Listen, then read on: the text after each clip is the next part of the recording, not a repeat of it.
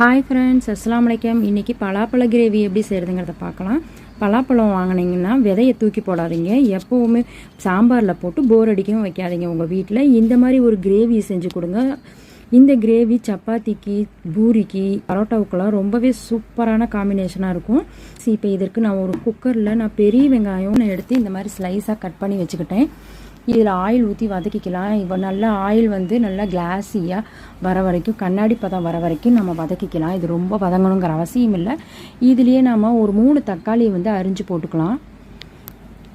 இந்த கிரேவி நீங்கள் செஞ்சு பார்த்தீங்கன்னா, ஒரு தடவை செஞ்சீங்கன்னா அடிக்கடி உங்கள் வீட்டில் கேட்டுக்கிட்டே இருப்பாங்க. அவ்வளோ சூப்பரான டேஸ்டியான கிரேவி. எப்போவுமே பலாப்பழம் வாங்கினா நம்ம விதையை சாம்பாரில் தான் போடுவோம். அப்படி இல்லைன்னா ஒரு சிலர் தூக்கி கூட போடுவாங்க. நீங்கள் இந்த மாதிரி வாங்கி செஞ்சு பாருங்கள். இதில் இப்போ நான் இஞ்சி பூண்டு பேஸ்ட்டு ஒரு 1/2 டீஸ்பூன் அளவுக்கு நான் போட்டிருக்கிறேன். அப்புறம் நெக்ஸ்ட்டு நான் இஞ்சி பூண்டு பேஸ்ட்டு நல்லா வதங்கினதுக்கப்புறம் இதில் நான் வெங்காயமும் தக்காளியும், நான் சின்ன வெங்காயம் ஒரு 10-15 வெங்காயம், தக்காளி ஒரு 3 தக்காளியும் சேர்த்து நல்லா மிக்சியில் அரைச்சி அதையும் நல்லா வதக்கிக்கலாம். எனக்கு கொஞ்சம் கிரேவி வேணுங்கிறதுக்காக நான் இந்த மாதிரி அரைச்சி சேர்த்துறேன். நெக்ஸ்ட்டு இதில் மிளகுத்தூள் இந்த மாதிரி தக்காளி வதங்கும் பொழுதே போட்டுக்கோங்க. மிளகுத்தூள் போட்டு நல்லா வதக்கி விடுங்க. எண்ணெயெல்லாம் பிரிஞ்சு மேலே வர வரைக்கும் வதக்குங்க.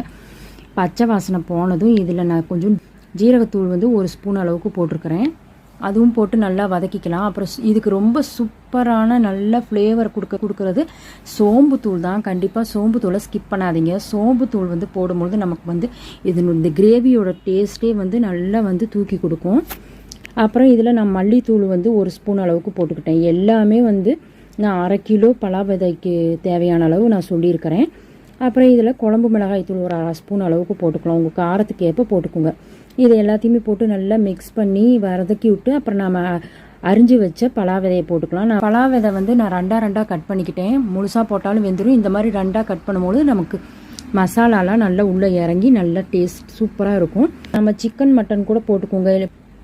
எல்லாத்தையுமே போட்டு மிக்ஸ் பண்ணி நம்ம தண்ணி ஒரு 1/2 டம்ளர் அளவுக்கு ஊற்றி குக்கரை மூடி ஒரு 3 விசில் விட்டால் சூப்பரான பலா விதை கிரேவி சூப்பராக ரெடி ஆயிடுச்சு. நீங்களும் இதே மாதிரி வீட்டில் ட்ரை பண்ணி பாருங்கள். இந்த ரெசிபி பிடிச்சிருந்துச்சுன்னா ஷேர் பண்ணுங்கள். நீங்களும் உங்கள் வீட்டில் இந்த பலா விதை கிரேவி செஞ்சு பார்த்துட்டு உங்களுடைய ஃபீட்பேக்கை கமெண்ட் பாக்ஸில் கமெண்ட் பண்ணுங்கள். தேங்க்யூ.